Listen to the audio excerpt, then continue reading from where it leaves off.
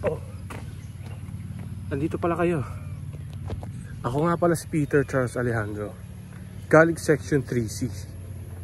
And for today's video, tatanungin natin o sasagutin natin ang tanong na ano nga ba ang impluwensya ng panintikan? So tara na, sagutin na natin yun. Bago natin alamin kung ano-ano ang mga impluwensya ng panitikan, alamin muna natin kung ano ang panitikan. Ang panitikan ay kahit anong nasusulat na gawa ng tao. Ito ay ginagamit ng mga tao upang mapahayag ang kanilang nararamdaman, mga naiisip, at ang kanilang mga karanasan. Kasama na rin dito ang kanilang mga hangarin sa pamamagitan sa pagsulat.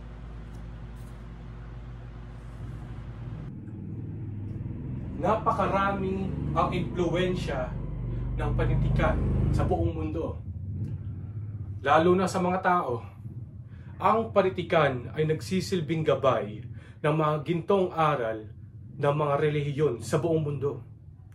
Kabilang na ang Kristyanismo, Islam, at iba pang mga relihiyon.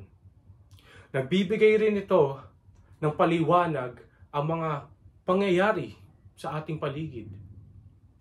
Nagbibigay rin aral ito sa atin upang malaman natin ang mga gagawin natin pagdating sa nakatakdang panahon.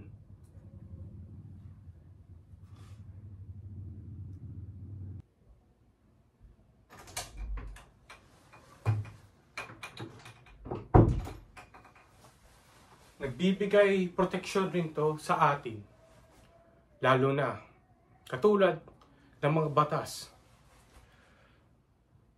Naging hudyat ito ng pagkakaroon ng pagbabago sa isang komunidad.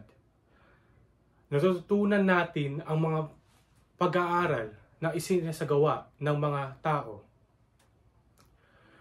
Pinagkukunan natin ng kaalaman na teknolohiya. Nagbibigay aliw rin sa atin ito at sa nagsisilbing libingan. Nagmumulat ang panitikan sa atin sa mga suliraning panlipunan na kinakaharap ng bansa.